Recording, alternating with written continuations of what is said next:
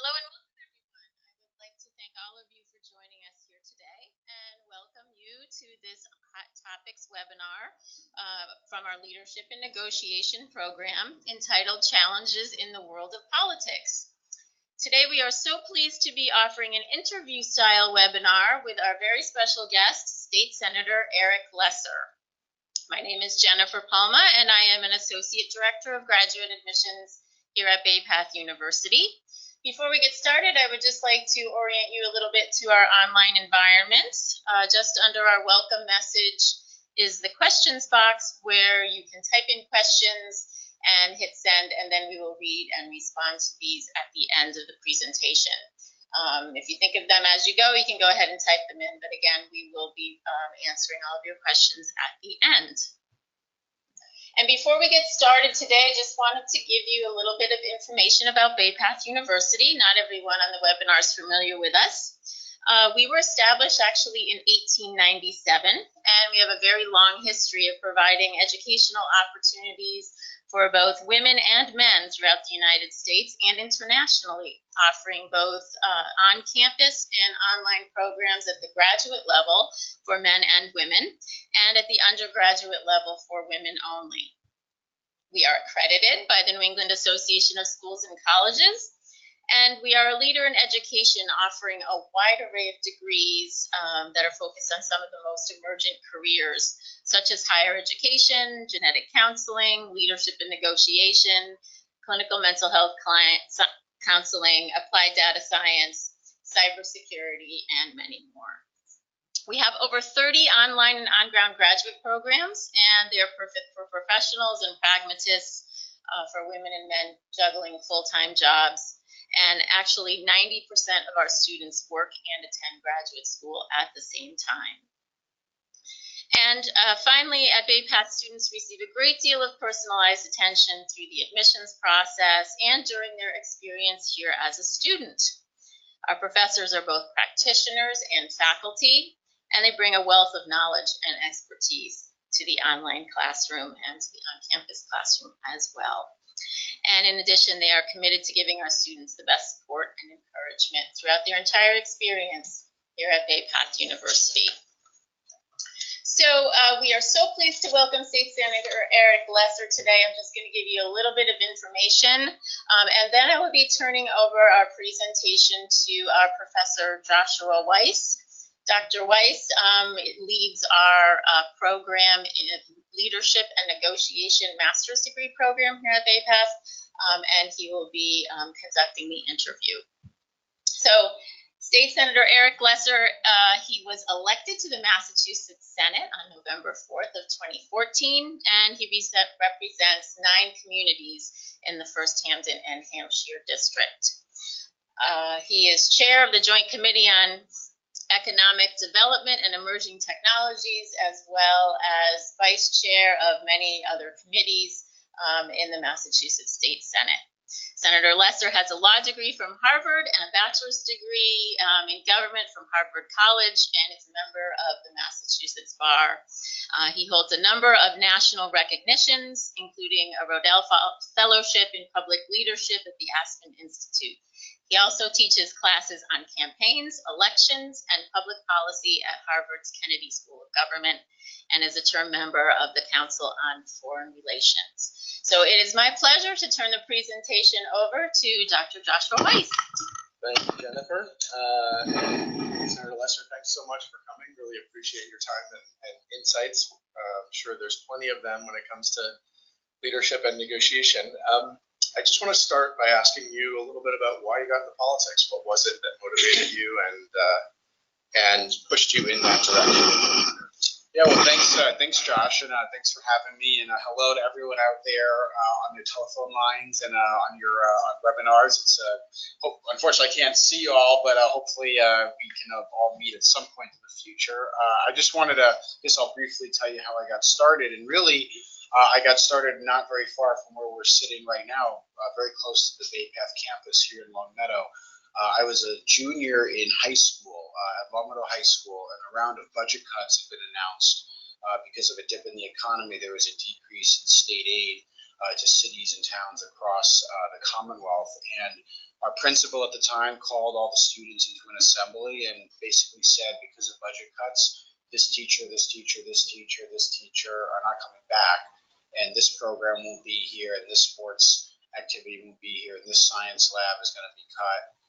And I remember sitting there as a 16-year-old, fulminating, just very angry that it felt unfair that a group of 14 and 15 and 16-year-olds had to pay the price for bad decisions, frankly, made somewhere else. And so I was angry about it. And shortly after that assembly, we looked into it. We worked with a team of parents, teachers, and students to put what's called a Proposition 2.5 override on the ballot.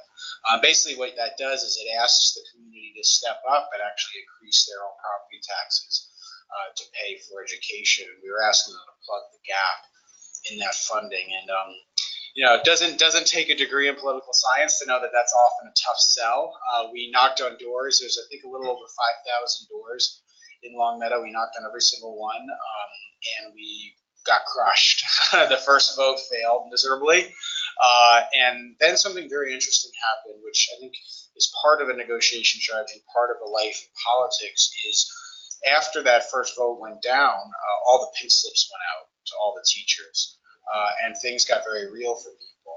And we sensed attitudes begin to change when it went from an abstract idea of less taxes, low fiscal prudence, and the actual reality of laying teachers off and not having programs and not having classrooms that were once open and once very vibrant. And so we put the measure right back up on the ballot. We didn't put the same exact measure up. We modified it. We put a compromise up, but it still got us to a large measure of what we wanted to achieve. And the second vote passed. And I remember the teachers we worked with, they literally ripped up those pink slips after that vote passed. And it was an early lesson for me as a 16-year-old that despite the messiness and the frustrations and the anger of the political process, and there's plenty of that, it still does remain one of the most important, most powerful ways to make a difference.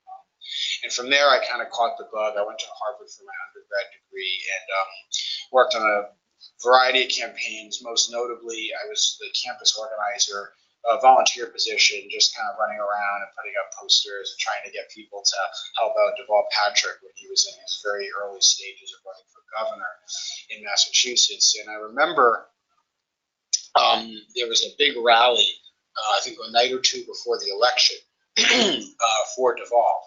And his team reached out to me and said, if any of the students that helped us out, want to just come and watch the rally. This guy, Barack Obama, I think was literally how he was described. This guy, Barack Obama, is going to be speaking and is going to be introducing Deval. It might be a neat thing for you all to check him out.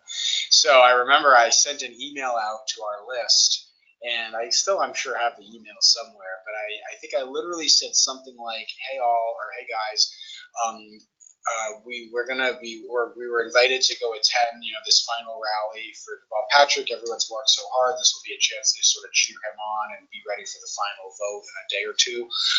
I think I said literally, this guy, Barack Obama, who you may have heard of from his 2004 speech at the Democratic National Convention. This was in 2006. Will be speaking as well. You can check him out here, and I had a link to the YouTube of his speech in Boston in 2004 at the 2004 Democratic Convention. And you know how these things go. I was expecting maybe 10, 15 people to show up. It was close to midterms and everything else. And when I got to the T-stop where we were meeting, there was a huge crowd of people, a lot of whom were people I had never met in 3 years at that point of working sort of politics and activism on campus. So the rest is kind of history. I mean, Governor Patrick was fantastic, and Senator Obama gave an amazing speech. And I remember realizing and thinking at that moment that this was something I wanted to kind of invest my life in and invest my career in. So shortly after that, I just started driving up to New Hampshire to help out during the first primary contest there for Senator Obama. And I was eventually hired. My job in New Hampshire was to basically drive him around from event to event and get him back to the airport on time. It's kind of amazing for people to think about, but back then He took his shoes off in the Southwest line just like everybody else. Flew commercial. There were often delays, and we would be sitting waiting for him at the driveway of the airport, and then the rest is history. I was blessed that after he did get elected, I had the chance to work as the assistant to David Axelrod at the White House for a little over two years, and then worked at the President's Council on Economic Advisors. But then, Josh, I really reached a fork in my career. I could have stayed in Washington, and I certainly had very attractive options for staying in Washington. But if I had done that, I think I really would have been cementing myself as a kind of career DC person. And that really just wasn't me. I loved working. It's a great honor to work for the president. But I really felt like real change came from the community up and from neighborhoods and from the local community up. And so I was really eager to get back to Massachusetts, and specifically to get back to Western Massachusetts. So I went back for law school, and I was in my 3L year at Harvard Law School, and the longtime state senator Gail Canderas had announced she was retiring. And it was actually several of the teachers I worked with on that first campaign back in 2002 who reached out to me, or 2001, and reached out to me and said, hey, would you ever think of doing this? And if anyone on listening is considering running for office, no matter what your party or your affiliation, I really would encourage you to do it. It's the hardest thing professionally you could probably ever do, but it's also one of the most rewarding. I won my first election by 192 votes. So no one can tell me that their vote doesn't count, because when you win by 192 votes, you know exactly where your vote came from. But the other thing that I now get to do that's so fulfilling is I get to work in a community in Western Massachusetts where I grew up, and I get to work on issues that I frankly think have not gotten the attention that they need, certainly from Washington, but also, quite honestly, from Boston too. And I feel lucky that I've been able to utilize the experiences I've had working on a federal level, working at the White House, learning from leaders like President Obama, and I've been able to apply that now to my work in the state senate. Right. So I want to ask you a little bit about working with some of those leaders, but you said something that I think is interesting, and from my point of view, doesn't get enough attention, which is that I think a lot of times when people think about leadership and they think about change, they tend to think to the federal government, or they don't think locally. And I'm wondering, you said that you feel like some of the best things that you can do are at that local level and really working there.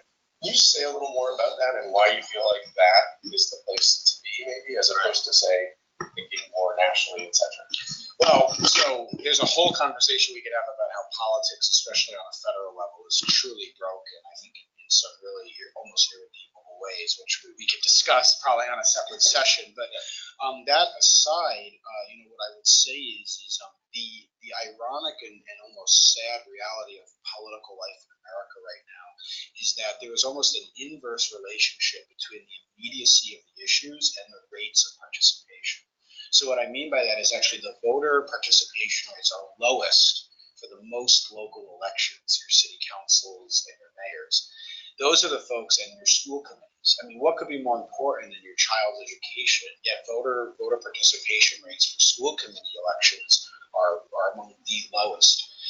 The presidency is on a macro level and on a global level obviously incredibly important, but if you think about the day-to-day lived experience of most people, it's not really the work of the federal government that they touch every day. It's their schools, it's their roads, it's their police departments, it's their parks, and those are all, it's their healthcare, and those are largely driven by policy set on a state and a local level. So I actually think we would all be better off, and I think we would get a lot of our desired policy outcomes in a more effective way if we reoriented that focus, and actually the tiering should be highest participation on the most local level, and then maybe the participation tapers off at a more federal level. And there's a lot of reasons for that. Certainly media has a lot of media now is national, so they only cover national politics.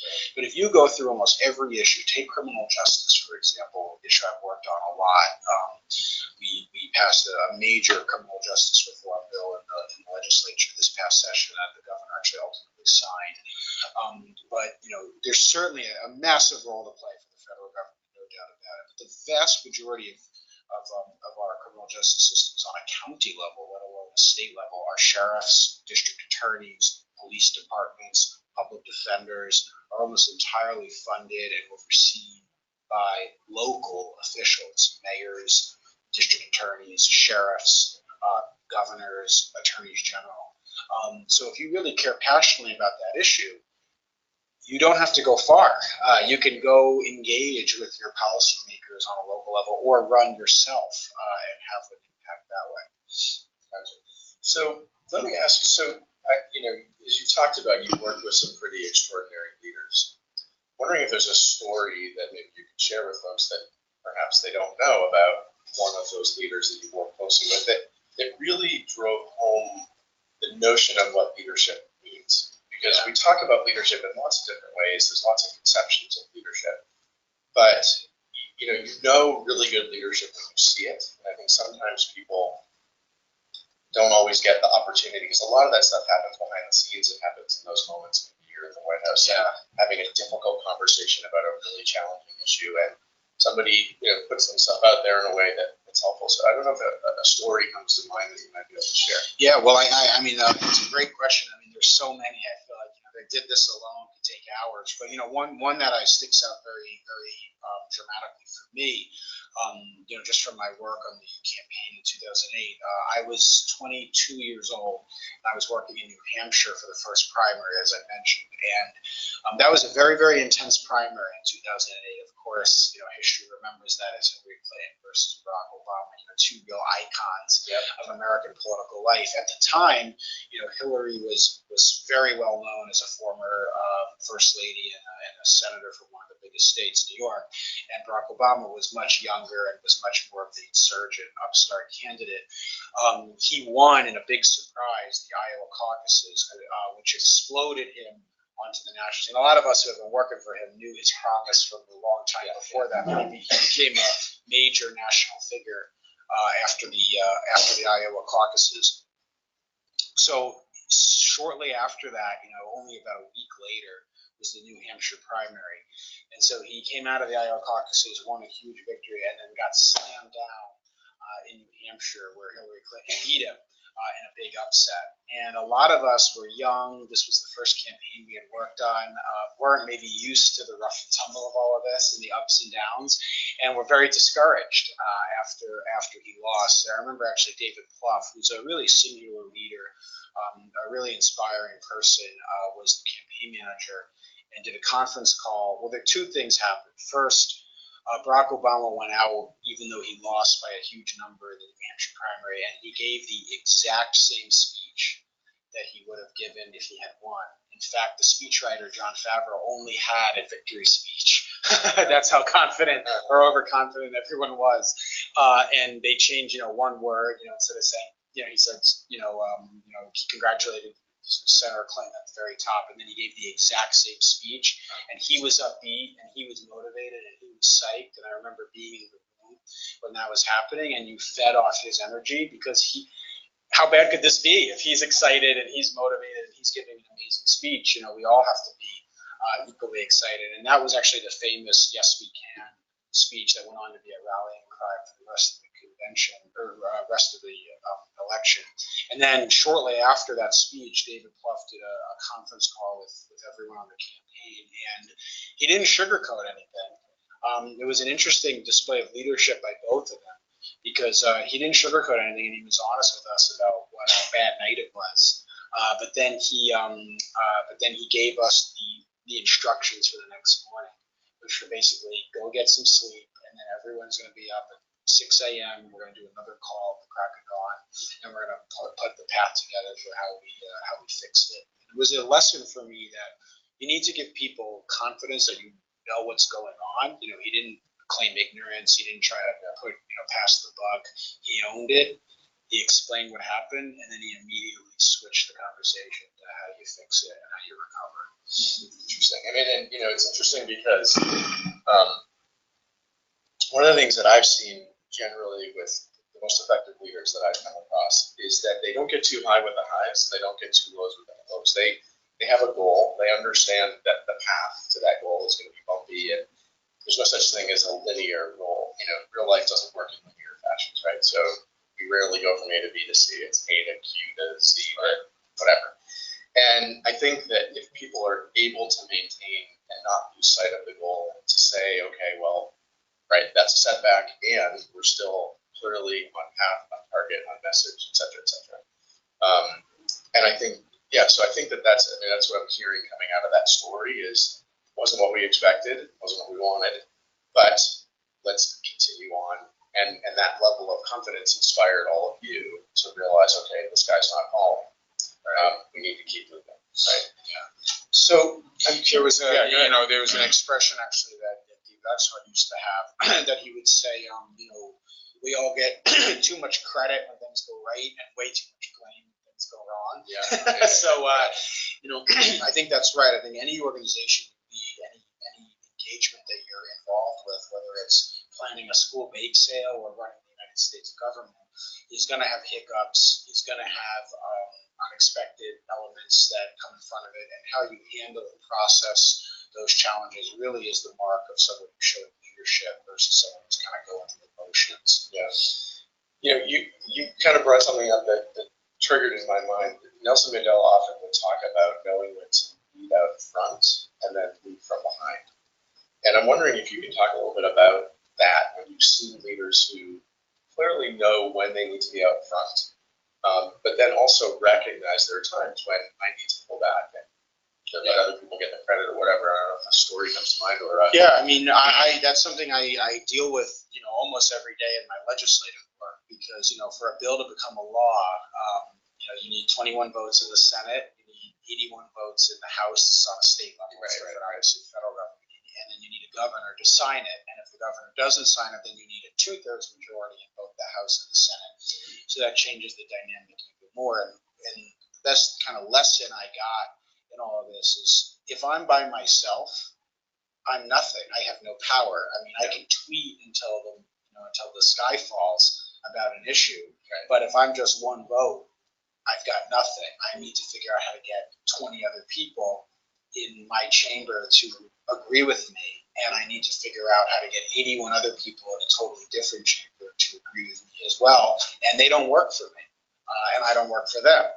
So you can't just instruct people, do this. You have to work through common interests, and you have to build coalitions, and you have to give space for multiple people to take credit. And multiple people might be taking credit at different times and for different reasons, but you will go nowhere unless you build ownership among your colleagues on a given issue. So I think, if you look at legislators, the folks who have been the most successful at this, the real icons of Ted Kennedy or Lyndon Johnson, even when you study, the Robert Carroll books about Lyndon Johnson, they had a very attuned sense to what made each leader tick, and what made each legislator or each senator tick, and what moved them, what persuaded them, and frankly, what didn't, because knowing what doesn't persuade them is often just as important as knowing what does. And it's almost like conducting an orchestra. So you need each individual legislator motivated by their own district and their own self-interest and their own need, contributing to then a broader and wider symphony, so to speak, of a bill getting made. And when it works, it's incredible, and you change lives and you make new laws. When it doesn't work, it's messy, and there's a lot of burnt feelings, and there's a lot of anger, which is part of the reason why politics is a messy business. Right. Well, that's a really good segue to the negotiation piece. So, how do you see leadership and negotiation fitting together? Obviously, we have a program here that combines the two, and I have my own view of it. But where does negotiation come into that picture? Because to do what you were just talking about requires leadership. But as you also said, you don't have the ability to force people so entirely about persuasion and thinking about their interests and things that go into negotiation. So how do they fit together? Yeah, I mean, it's really all negotiation, really. I mean, because you very rarely are in a situation where you can just order people to do things. Maybe a general can do that on a battlefield, but really almost every position anyone is going to be in. Yes, there's an element of people who need to do it for their job or whatever, but usually you need to motivate people to want to do it as well. And so few things. Number one, meticulous preparation.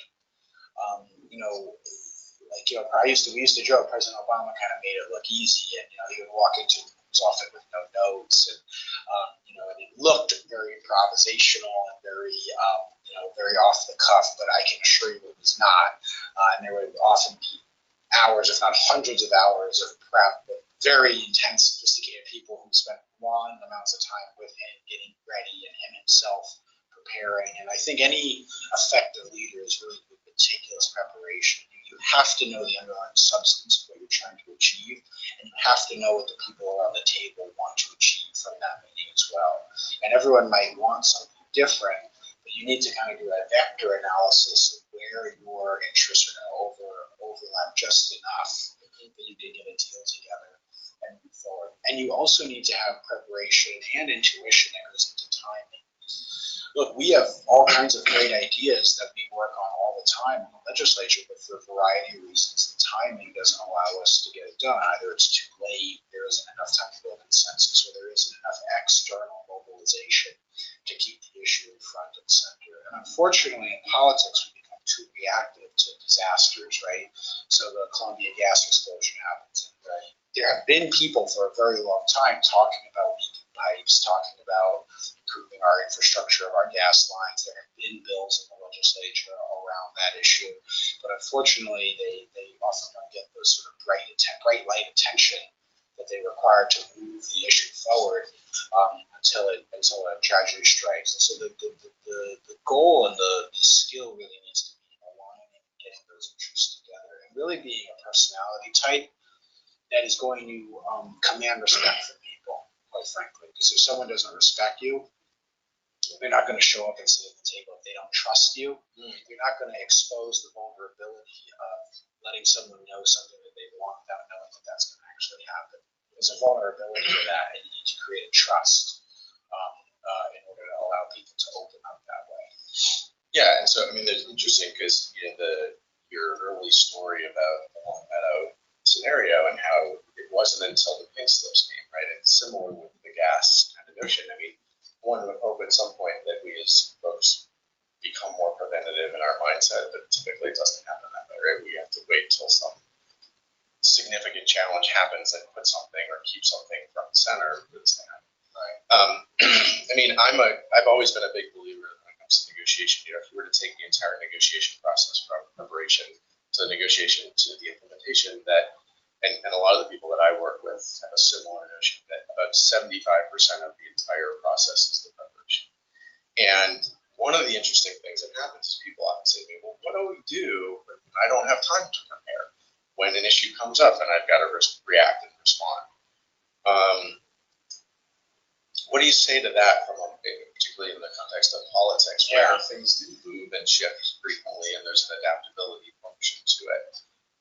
It's a great question. Well, it's all preparation. So, I'll give you the example of the Economic Development Bill, which was a 140-page or so piece of legislation that I was in charge of authoring on the Senate side, that included some very, very technical changes and very high-stakes changes to the state's non-compete laws, to the state's intellectual property laws, and hundreds and hundreds of millions of dollars in new bond authorizations. It included dozens, if not actually maybe over 100 sections. So, very, very technical. We spent 2 years, or the better part of 2 years, preparing for that. I didn't just walk in the morning of the vote, not having never looked at it, and go for it.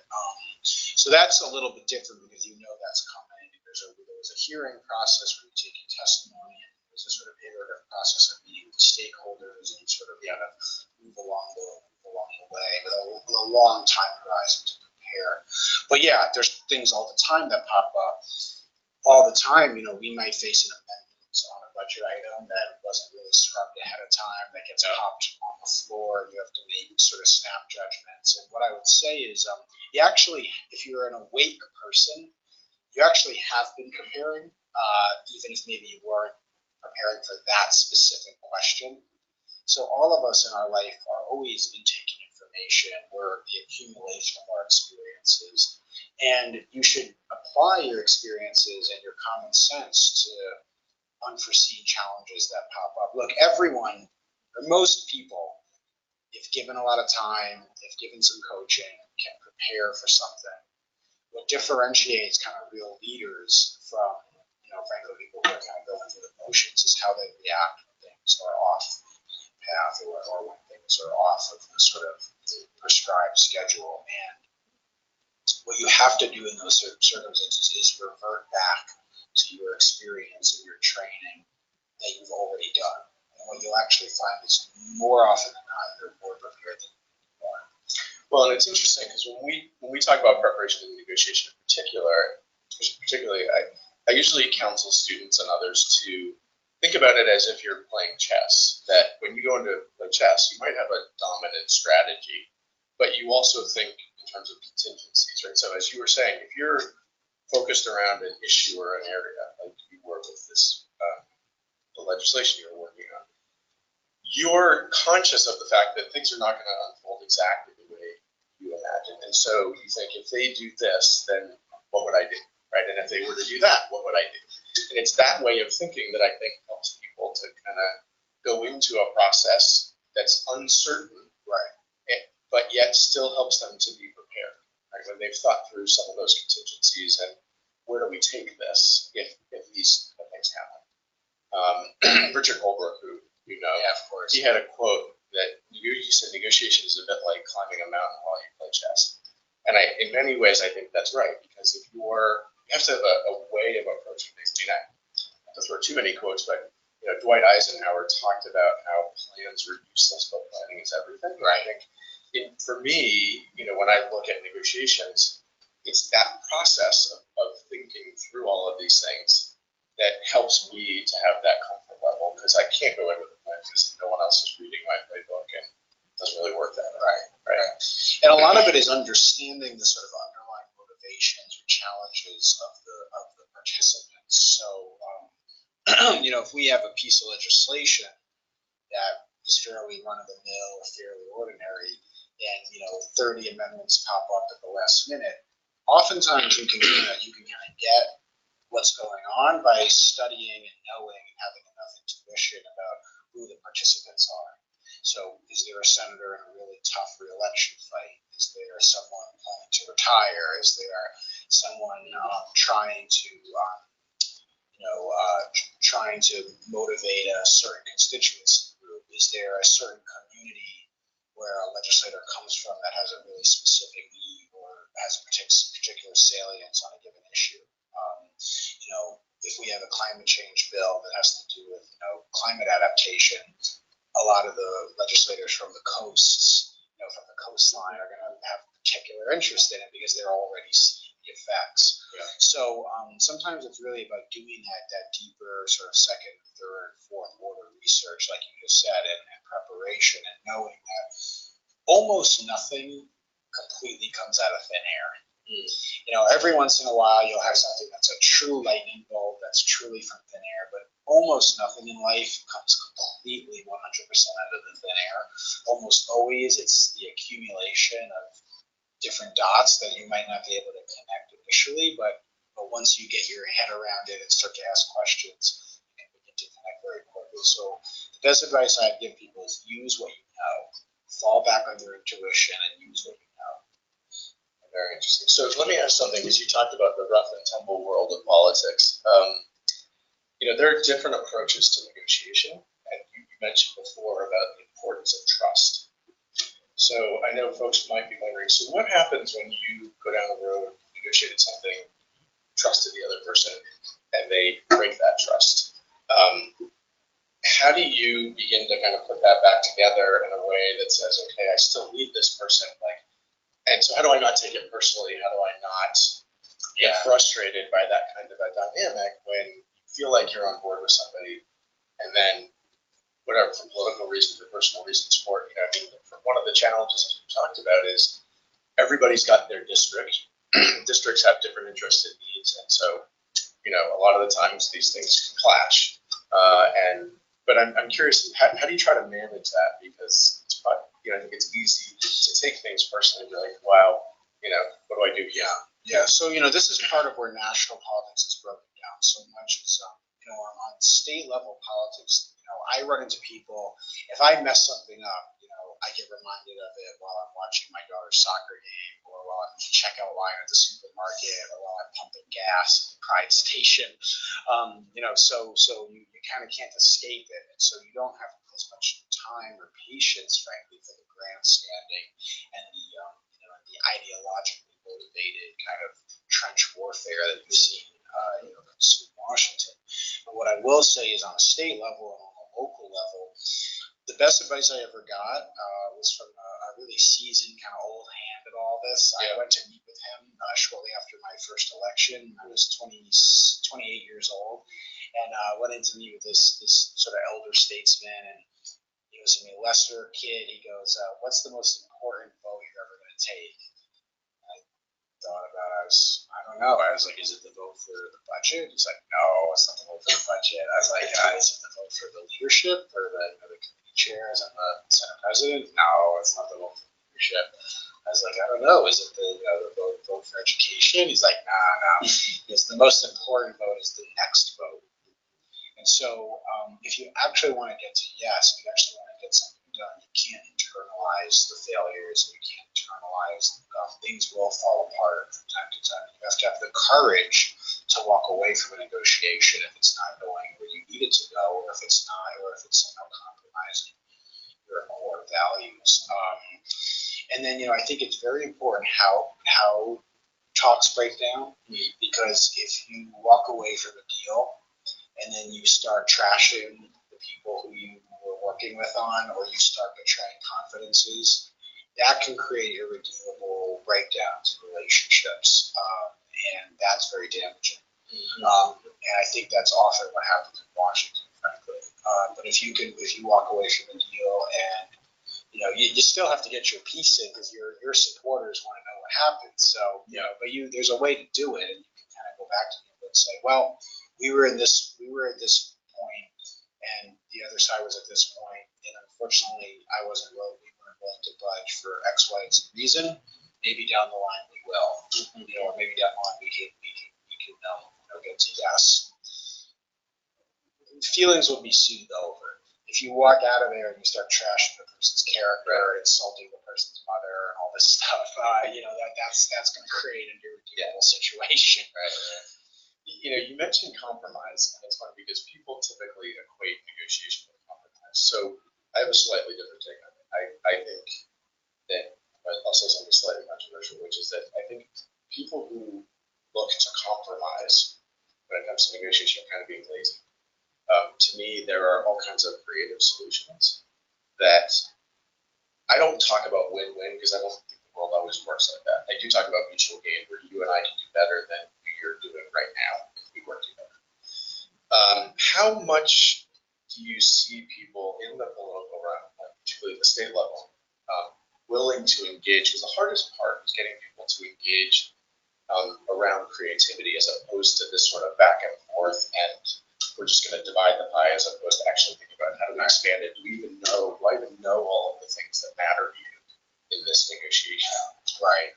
So how willing do you see people to kind of take that way of negotiating, as opposed to getting in and being like, I expect a concession from you, and I'm going to do the same, and we're just going to haggle? This is something I think about a lot. Frankly, I think the sort of art of negotiation is breaking down in politics for a variety of reasons. I think the impact of the media and how media is consumed, and how issues are sort of filtered through a prism of social media, and polarized media is a big part of the breakdown there. But what I would say is for me personally, I never compromise on core principle. And so I think, something every leader needs to do is they need to really do some soul searching about what their core principles are, what their core beliefs are. And, the farther up you go in politics, the more you're going to have winds blowing one way or the other that are going to try to knock you off that pedestal, so to speak, or off that principal position. And this is something I said to myself from the start of getting involved with this, that I'd rather just lose or go do something else than compromise the core elements of who I am and what I believe in. But it's absolutely essential to and you actually have an obligation to your constituents, I believe, to make sure government is working and that issues are moving forward. And you're not going to always get, every once in a while, you'll hit a grand slam, but usually success in government, success in any institution is hitting lots of singles and doubles and scoring runs, that way. Right now I'm actually reading a really interesting book on Hubert Humphrey, who really, his reputation was damaged by Vietnam, frankly, and everything that happened after he became the Johnson's vice president. But one of his singular accomplishments, he was the Senate architect of the civil rights bills of the 1960s. And it's a fascinating book about him working with Martin Luther King and working with Lyndon Johnson, who was the Senate Majority Leader. Humphrey was the whip to try to get these bills moving. This was someone who in the 1940s was speaking out about desegregation, was speaking out about social justice and racial justice issues, and had to make some compromises in 1960 that, looking at them from the prism of a modern lens, we would find abominable, but it moved the issue forward, and it created really important legal victories that were able to be built on in the future. Social Security, when Social Security first started, people don't appreciate this, but the Franklin Roosevelt New Deal Social Security plan was much more limited in scope than Social Security is now. And I remember dealing with this, working on the Affordable Care Act and Obamacare. We actually would often face, there was predictable opposition from the right, but we often faced substantial opposition from the left because it wasn't 100% single payer universal health care, which had been one of the goals of the progressive for a long time. And one of the arguments that we had to make, and this was about listening, understanding where they were coming from, and the very legitimate points they were making, was making the point of, look, this is iterative. This is one step of many to come. This is not the final step. So let's get this done. Let's get 30 million people health insurance who currently don't have it, and next year let's get a bill filed to bring it forward again. Almost every major social change, almost every major accomplishment in the political and the public sphere was done based on iteration, not based on on wholesale change with the swipe of a pen. Right. That doesn't mean you don't fight for that. That doesn't mean that that's not your North Star, but you also need to get down to business and understand that, okay, you gotta move in steps that bring, like I said, 21 other senators along, or 81 other reps will bring another along symmetry. Well, that's interesting, because I think a lot of people, a lot of constituents, people, they very likely don't think. I think that this is the final iteration of what we're doing here. This is what we're going to live with. And by the way, business is the same way. Look at Jeff Bezos with Amazon. He is now the wealthiest person in the world. Amazon's the most valuable company. They're neck and neck with Apple. I don't know, but Amazon started selling books. They didn't start. They had a goal of selling everything. He named it Amazon. He didn't name it online bookseller. But he started selling books. Why did he start with books? They're easy to package because they're like basically the same shape. They're condensed. You don't have to necessarily peruse them. Like, it's not experiential purchasing like clothes are or something like that. So the title you need and go on and order it. And the demographic of people that were buying books were, at the time in the early 90s, were wired in, had computers, tended to be higher income or educated, which was the same demographic that started online shopping first. It's obviously become more widespread, but that was the demographic that started. He mastered book selling. He became the best person at doing online book sales, and then grew out from that. So you can look at this. This is true in almost every type of industry, in almost every sector. You need to master what's in front of you, and do what's in front of you the best, and grow out from that. It's very interesting, and I think certainly how it seems like how the world works is that way, and I think the more people can understand that and not see these incremental steps as the end. I mean, and in some ways, I spent a lot of my career studying peace processes, and when a peace process happens, the parties to a conflict sign a peace agreement, and that's actually the beginning of the process. Most people say, okay, where's the peace agreement? Where are all these other things? And those are things that come as the process unfolds, get implemented, trust gets built, and then you actually begin to see the fruits of your labor, as opposed to just that agreement, which is just a piece of paper that at the moment means a shift, but we're just beginning down that road, right? And in fact, like the Madrid conference, I think it was, that set up the Oslo process, it didn't define the boundaries between Israel and Palestine, or it wasn't a finality. It was actually an agreement for a framework of engagements and talks, Right. To move forward, and it triggered a multi-decade process, which has since broken down. But that's a longer conversation. Right. But you're exactly right, Josh, which is that you gotta do step by step to get the trust, to get people to then move to a broader victory. So do we need? I think there's a few questions. Is that right? So maybe we'll go ahead and field some of your questions for Senator Lesser at this point. So go ahead. So I'm going to go ahead and read the question and then turn this back over. We have someone who says, thank you, Senator Lesser, for participating in this session. What are the most pressing challenges you feel that leaders are facing, and why? So without getting into too much, I could go on for a long time about sort of specific policy points, but without making it too political, what I would say is to sort of zoom out. We're in a time of great change. I was thinking about this morning before today's session. I was born in 1985. Between 1985 and now, one generation basically. Almost everything about every facet of life is completely different. The way we communicate is completely different. The way we shop, we were just talking about Amazon, the way we shop is completely different. The way we get educated, we're doing a webinar, through remote, that's all the evidence you need about how education is changing. The way people socialize is completely different. The way they consume information and consume news is completely different. I mean, if you really look at every single element of life, we haven't faced an upheaval and change like this really since the Industrial Revolution. We went from an agrarian society to an industrial society, and now we've gone from an industrial society to an information society. And there's a very messy transition underway, and that transition's been cruel, frankly, to quite a lot of people, quite a lot of places, quite a lot of groups, and it's been very, very good for others.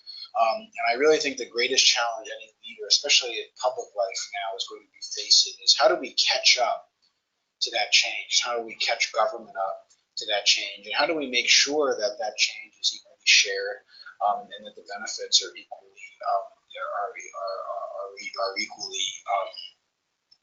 enjoyed? And I think that cuts across class lines, racial lines, gender lines, geographic lines. I see this with the divisions, frankly, between Western Mass and Eastern Mass, which have very different economies, very different sort of pathways into the information age, and very different consequences as a result. So I would say the umbrella thing for everyone listening, you're obviously motivated, you're smart, you're in school, you're getting advanced degrees. Be part of that solution and be part of thinking that through, because it's probably been a century since the country has faced a similar change and a similar socioeconomic upheaval.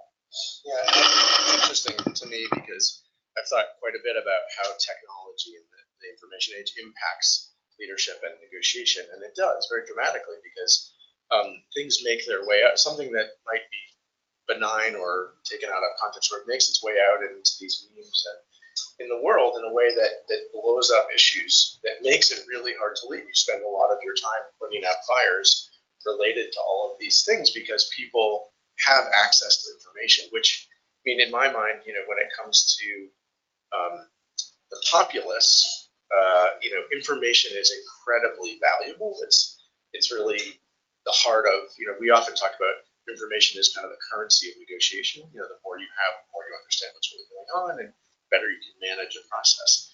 And yet we have access to so much information that trying to pick out what's the right information, what's, what might be leading us astray, like, some of the Russian bots and things like that pushed us and, to kind of further divide people. So I think as leaders in particular, they really have to be conscious of the role that technology is playing and how it can detract in a number of ways from what traditional leadership might have looked like, but also to think about how do I try to harness this in a way that that does some good. And a leader, when you're a leader, the other thing I would say is it's never about you. And if you think it's about you, then you gotta take a course correction real fast, because a leader without followers, or a leader without people to lead is not doing anything. It's just a person. Right. And so it's really, at the end of the day, all about the entity that you're attempting to lead, and building the support and the trust of that community. And it's really from the community to the leader, not the leader to the community. I often think about that, because all day long I get phone calls, emails, meetings. People come to me with issues. Can you help with this? Can you do this? Can you get this passed? And often my response to them is, let's turn that around. What are you doing to build support? I'm only as effective as the community I represent is engaged. And a CEO of a company is only as successful as the employees in his or her company are motivated to achieve. And a coach of a sports team is only as successful as her teammates and her her players and everyone else that's going into it. So I think right now something lacking in politics right now is we have a little bit of a sort of hero mentality around politics. And unfortunately, there's too often we fall into this sort of easy trap of like people running for office and saying they're going to fix everyone's problems and they're going to get everything done and just vote for me and it'll all be good. And something I think we need to change about that is, no, it's actually about community engagement, community empowerment. I will fight for you, but you've got to be there with me. And it's going to go back and forth. It's going to go both ways. I need to speak on behalf of a community, and you need to be engaged and be the change you want to see as well. Yeah, interesting. Yeah, and that's the sort of individualistic notion of our society versus, say, more collectivist, where people recognize that these are shared problems. But even in our communities, a lot of these problems and challenges that we face are community problems that communities can come together and say, this is something we can do something about it, and we should put it on Senator Weiss, or we should say, here's how we're going to deal with it, and we'll bring him in for his support in different ways. Is there another one? Okay. So I'm wondering, I've got a couple minutes. I just want to ask you about, just go back to negotiation for 1 second. I'm wondering if you could talk maybe about a negotiation that was particularly difficult, that you were able to kind of find a way through and maybe reach some kind of an agreement that maybe you could help people to kind of understand as a leaving off point here of maybe sometimes when things don't look like they're possible, but if you stick with it and you find a different way and you're persistent. We often talk about the importance of resilience and persistence in leadership and negotiation, and where that paid off. Yeah, so one example that I just recently completed is the signing of the Economic Development Bill, which was a sort of omnibus piece of legislation that included a lot of moving pieces, a lot of elements. Probably one of the most important was passage of non-compete reform. So for people who maybe don't know as much about this issue, non-competes are contracts that employers can require employees to sign that basically say that if you leave the company or you leave the institution, you can't go work for a competitor or start your own business that's a competitor. Sounds easy, simple enough. There's a lot of examples of abuse, and especially in like very fast-paced, high-moving industries like technology or startup world. They're often used by big incumbent employers to tamp down competition. And just two case studies. Massachusetts had very strict non-compete laws. California did not. In the 1980s, Massachusetts was actually at the center of the tech world. The 128 corridor was really the Silicon Valley of the 1970s, 1980s. But what ended up happening is the best talent started moving to California, because if you're a talented engineer, you're a talented computer programmer, and you want to start your own idea, sometimes these non-competes were 5-10 years long, saying that you couldn't go out and start your own venture. Why would you want to do that? So California had a much more hands-off policy, didn't allow non-competes at all, and it created this really dynamic ecosystem where people would work at a company for a few years, and they would jet and start their own thing, and then those employees would jet off, and I personally feel like if a company cares about an employee enough, they should pay them more to keep them, not require an anti-competitive contract. As you can imagine, this is controversial. The tech community, which is strong in Massachusetts, really wanted these, but a lot of the big institutional employers, the big pharmaceutical companies, the big healthcare companies use non-competes and very much were against them. The first bill on non-competes was filed in 2009 and was a total abolition on the California model. Year after year after year, it kept getting killed under pressure from those incumbent industries. This past year, we got a compromise done where we banned non-competes for hourly workers, so the most low-income, kind of most vulnerable workers making hourly wages. We can't use a non-compete at all because there was really an unconscionable example of people working at Quiznos who couldn't go work at Subway because and that was kind of indefensible, and everyone kind of agreed that needed to be changed. But then what we did is we limited non-competes to 1 year. So if you want to have a non-compete now, it needs to be limited to a 1 year. And if you have it, you need to pay 50% of the employee's salary for that year. Now, there is an ability to bargain around that the legal system is going to have to figure out what exactly that means. But it was a big concession from the advocates who wanted a complete abolition. And frankly, it was a big concession from the no folks who had worked for 10 years and had successfully for 10 years blocked any change at all. So ultimately what we were able to do is after really building a public effort around this and building popular support around the issue and really making it clear that we weren't going to take no for an answer, we were able to get this compromise version passed that all sides kind of grudgingly agreed to. So the end result is there's now a law in the books that actually took effect yesterday, October 1, that limits the use of non-competes, completely bans them for hourly workers and limits them for everyone else to no more than 1 year with a non-compete. That's great. Okay. So we're I think at our sort of witching out, right? So listen, Senator Weiss, I really want to thank you for coming in. This was really interesting. I'm fairly certain we could have picked up on a number of these and kept going for the rest of the afternoon. That would have been a lot of fun for me. But I just want to thank you for doing this, and I hope it was interesting for you as well. And thanks to Jennifer for setting it up. Yeah, thank you both for having me, and thanks to everyone who listened. Great. Okay, that's great. We're just about to end the webinar, and again, thanks for joining us. If you do have any questions about this webinar, you can certainly email us at graduate@baypath.edu. So that's all. Thanks again for joining us. Have a wonderful day, everyone.